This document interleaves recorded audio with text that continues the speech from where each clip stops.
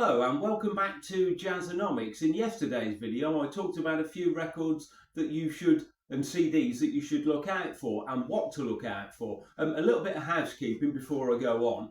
There are a few things that I forgot to mention. This Art Blakey album called My Romance was originally called Buttercorn Lady. That was probably the whole point of yesterday's video, and I forgot to mention the title of this particular CD that looks rather unpromising. It's not. It's well worth a listen. And going back to yesterday also, Friday and Saturday nights Miles Davis in person at the Black Hawk, I said that it was quite difficult to tell which tracks were from Friday night and which tracks were from Saturday night. It's very easy to tell. CD 1 is Friday night and CD 2 is Saturday night. But if you bought this and the complete Friday nights, you would still not be getting the complete live at the Black Hawk. At least that's cleared that up. A little bit of sloppiness there. Christmas is fast approaching. I'm recording this, I don't know what time it is, about 3:30, 4 o'clock on Christmas Eve afternoon. I haven't been to a shop since Friday morning. I went to Lidl in Haverfordwest. I got there very, very soon after 8 o'clock.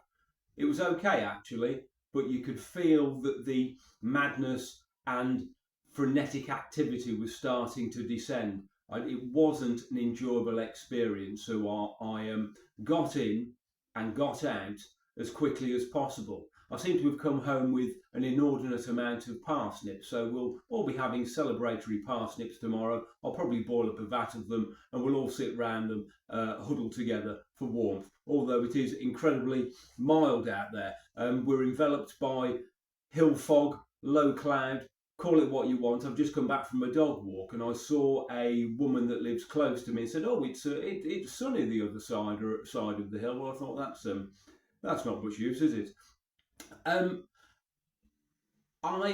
was going to do a Christmas message. I don't really think that Channel 4 will have a great deal of competition from my supposed Christmas message, and I did think about doing one in the guise of Prince Charles, but it probably would have involved me burning all my fingers and stamping on them until they look like a links of sausages. What has he done to his fingers? He needs to see a doctor, but the benefit of being a royal parasite is you can see a doctor whenever you like. I'm nailing my Republican feelings firmly to the mast there. The King's speech, the Queen's speech, I'll be giving that a very, very wide berth. Anyway, on with today's programme.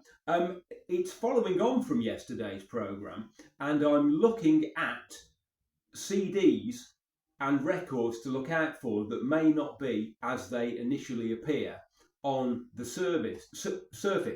The first one is this, and it is excellent. I bought quite a lot of Avid Jazz CDs from one particular seller on Marketplace a while ago, and he said, "Oh, if you look at my other listings, I've also got these, and I'll do you those for about £7." And I thought, oh well, I've paid the postage. I like to make as much of the postage as humanly possible. And so this, at the time, this was an alto saxophonist I wasn't aware of or didn't know anything about at all. And this is Lee Konitz, the complete 1956 Quartets. It's a double CD. I probably paid a couple of quid for this. If you see this anywhere, snap it up. It's one of the best things I've bought over the last couple of years. There are actually 3 albums on here. The real Lee Konitz, Inside Hi-Fi, and I think it's called Worthwhile Konitz, recorded in between 56 and 57. Superb, superb. I can't recommend that highly enough. Like I say, I paid a couple of quid for it. It goes for considerably more on Discogs, but if you see somebody selling this cheaply, get hold of it. It's marvellous. Moving on to a record that I bought from a charity shop in Fishguard. I've actually bought 2 of these. I gave one to my brother, and it may possibly be responsible for kicking off his minor jazz interest at the moment. He bought a couple of Herbie Hancock albums the other week, and he's bought a copy of Art Blakey and the Jazz Messengers Moaning for Christmas for himself. And you can't really go wrong with that. And anyway, this is the album that I gave to him, because I thought I don't really need 2 copies of that. And it is the Groover by Ramsey Lewis, released in 1972 on the Cadet label. But this was actually recorded in 1965.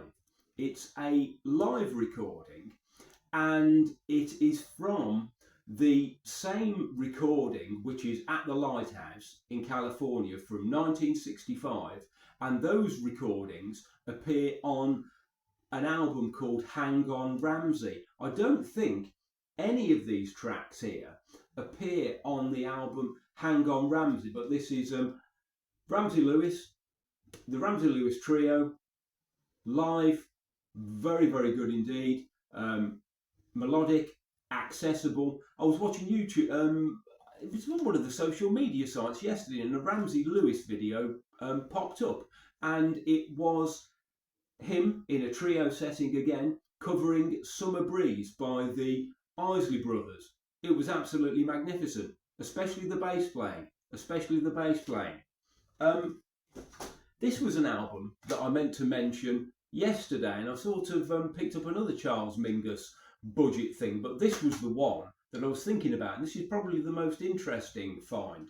This is called Charles Mingus Free Jazz Moods. It's on the same label as the Art Blakey My Romance Buttercorn Lady album, it manufactured in the European Union, a product from Holland, and I had a bit of digging around to see what this album actually is. Again, it looks cheap, nasty, unpromising, but this is either called, and I think it's the same, it is the same album, Lionel Hampton Presents Charles Mingus, and it's also listed as Charles Mingus, his final work. I think it was released in round about 1977.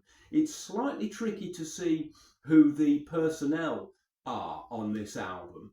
I think Lionel Hampton is the producer. He's also playing vibes. I think Jerry Mulligan is on baritone saxophone. I think that's probably fairly certain. And possibly Woody Shaw on trumpet.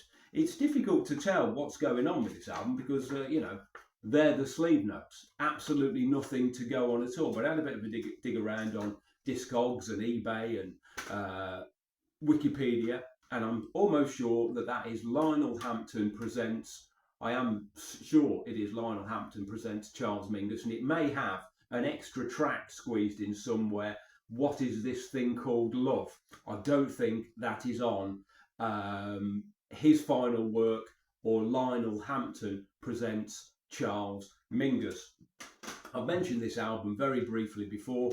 Paul Chambers and Cannonball Adderley, Just Friends. The original title of this album was called Go, released in the late-ish 50s. This is there are no extra tracks on here. This is the track listing of the original LP, although it's not necessarily in the right order. Very, very good hard bop session. If you see this, it's on Charlie, I think. It's probably pretty cheap, probably cheaper than the original Go LP. Well worth checking that out. And another one that I thought were the same albums, but they are slightly different. The covers are completely different. Going on to Hank Mobley. Hank Mobley, Another Workout. Both on Blue Note. They're not quite the same. Covers are obviously slightly different. That one is an excellent cover.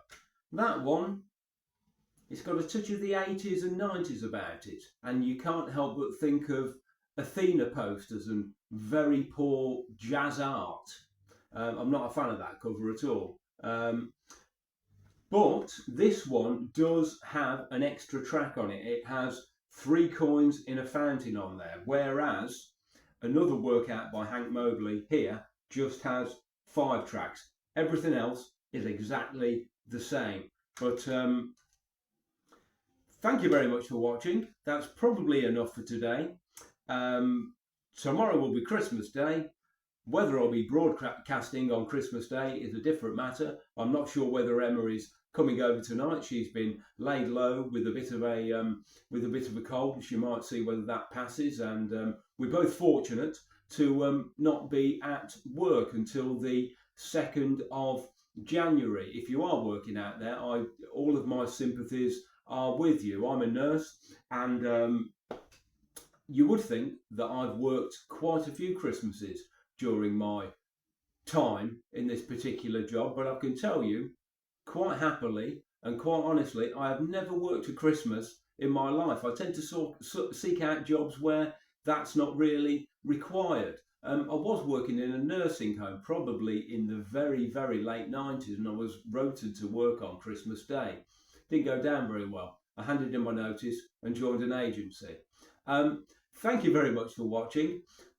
If you like this video, please like, share and subscribe. And again, in the words of Shaw Taylor, keep 'em peeled. This was Jazzonomics.